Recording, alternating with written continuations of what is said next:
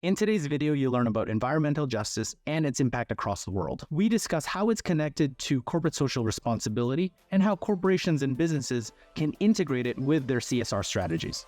Let's make a social impact. Hi everyone, I'm Carl. Welcome to the Social Impact Show, a channel where you get the latest strategies and tips to help you scale and grow your CSR and goodness programs. So my first guest today is MK Racine. She is a social responsibility manager, and we're going to be talking about environmental justice. So MK, I guess to start, how would you define environmental justice, and why is it important in the world today? I take my cue from the experts. At its most basic, environmental justice is achieving equitable environmental protection for everyone. Right now, underserved, low-income, minority populations are all on the receiving end of environmental damage and injury at a highly disproportionate rate.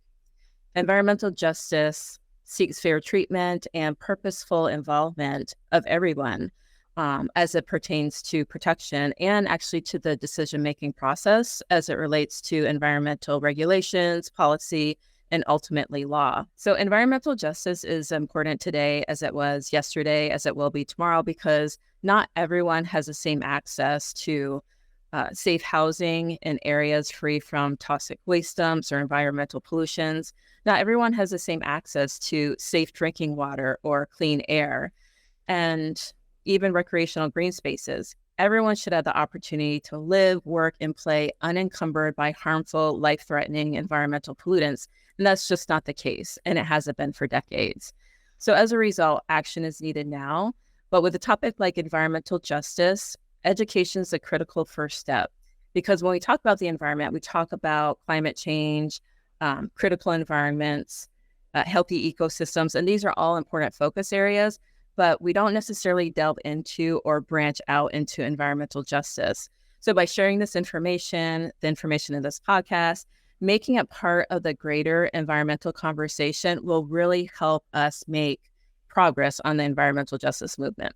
So can you give us some examples of environmental injustice and how are they being addressed today?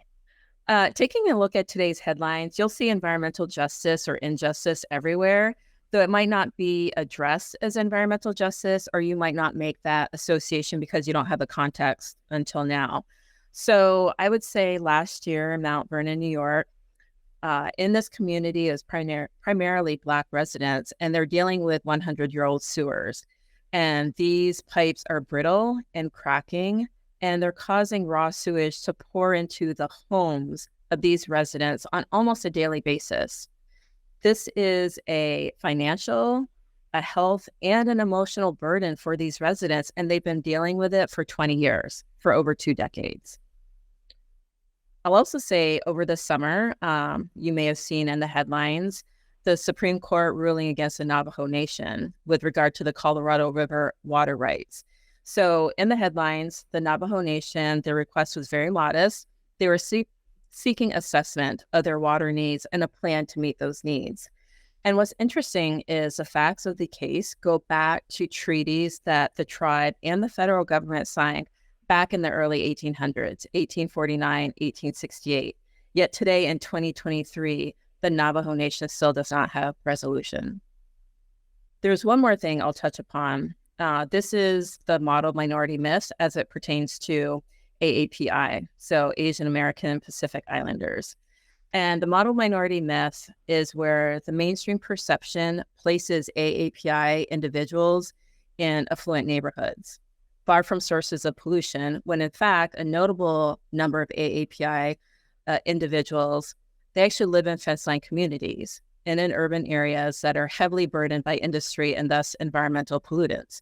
As a result, concerns of the health implications of this exposure, they are greatly underestimated. And this is reflected in the health care that they receive or the health care that they don't receive. So let's actually shift to how companies can actually address this, and specifically with corporate social responsibility. So how can corporations, I guess, incorporate environmental justice into their CSR programs? If you already have an environmental initiative in your CSR strategy, environmental justice can very easily be incorporated, but it also fits very well into DEIB, diversity, equity, inclusion, and belonging, as well as community engagement or community impact initiatives. I would say EJ transcends some of the major pillars of CSR strategies that many companies already have. There are opportunities for donations and fundraising, volunteering, learning, and CSR professionals, they can integrate this into their existing efforts and plans. We all live on the same planet. Our environment is part of our lives. Environmental justice applies to more people than you think. And if we continue on the destructive track that we're on now, it's only going to affect more and more people. So putting that effort in now, putting an EJ initiative in place now, you'll find those synergies to work and move forward that EJ movement. And that's actually going to benefit us all.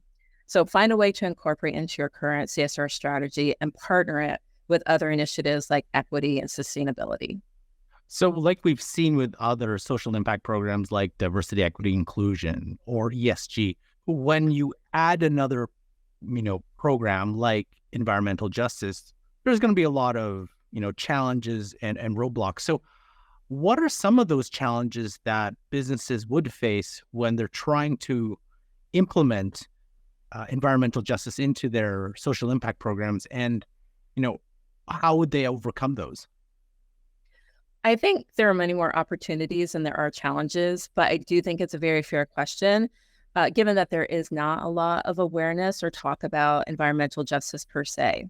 So I anticipate some of those challenges could be the same challenges as just having CSR strategies in a company, funding for employees in a CSR program, CSR validation or priority against other company initiatives. But when you think about EJ, it truly is an initiative that can broaden existing CSR efforts for greater reach of employees and greater impact in the communities.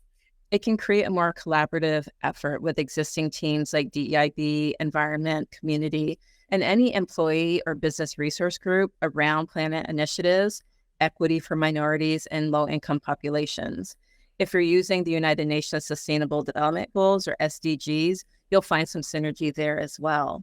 So I suggest taking a look at what you already are doing, find where you can insert an EJ initiative, and I don't believe you have to look too far too deep to find those connections and synergies.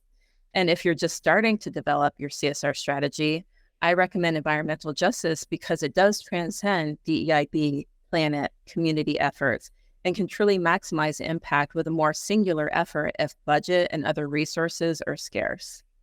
So, MK, how do you see the field of environmental justice evolving in the future if we've already if we're already behind? I see it evolving with some effort, obviously. And that starts with one, using what we have today and spreading that knowledge, educating others about EJ, again, making it part of that greater environmental conversation and branching it out, digging deep into really what environmental justice is. Make that connection within your CSR initiatives. The more people in different fields with differing experiences, the greater chance we have for innovation and evolution. We're not recreating the wheel here when it comes to something like that, an approach like that. Obtaining more input helps us generate better ideas for progress. We need to listen to our youth and also be guided by them. Right now, we have a term called eco-anxiety. It is a new term for the world we live in today. And this is a concern about the future of the planet, its unpredictability, and how that affects us. And though this stress isn't limited to children, there's a difference between being an adult, slowly realizing what we're doing to the planet and what's happening to the environment, and having been born in the last 10 or 15 years into the world knowing these realities. So our youth, as we say, is our future. Naturally supporting their roles, giving them or amplifying their platform for the planet that they will inherit here in the very near future is important for the environmental justice evolution. You look at Greta Thunberg, who's concerned about the planet, and what she learned sparked her action from a single child striking against climate inaction to a global climate strike of over 4 million people taking action on a single Friday for her Fridays for Future initiative. That is incredibly powerful. That is a huge result. An investment in our youth, magnifying their voices and their action is critical for evolving the EJ effort. I would also say indigenous populations around the world are deeply connected with nature, and they're cultivating the earth, not just taking from it. They foster respect for nature, and truly their traditions, their practices are that of conservation. So I think listening to indigenous communities, adopting their practices, refraining from the harmful practices that they've discouraged, really partnering with them practices will help us actually evolve the environmental justice effort. And then the last thing I'd say is there is a lot of divisiveness today, especially in the US. We have to stop using language like us and them. There are plenty of people in both main political parties, those affiliated with other parties, and those not affiliated with any party that care about the environment. They care about the detrimental impact on others, and they are taking action and getting results. So no matter a person's race, their economic background, their creed, there are those who deeply care about this planet and the well-being of others who will move the EJ movement forward. We have to be inclusive and welcoming in our language and in our pursuits. We must be kind because we cannot be divisive in language or action. It will take all of us to move this forward to achieve environmental justice for everyone. Very well said. So MK, if any of our audience wants to connect with you, what's the best place to reach you? I would say LinkedIn. I think it's just under MK Racine, Racine.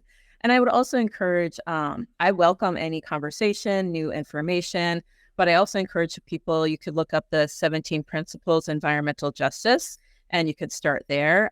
You could start with maybe your local chapter of Nature Conservancy or Sierra Club, just to learn more about nature and environmental justice. But yes, feel free to reach out to me. I'm happy to have a conversation and to learn more, because I am not an expert. I am just very passionate about it. Learn from other social impact professionals by watching this playlist here. Thanks for tuning in, and we'll catch you in our next episode.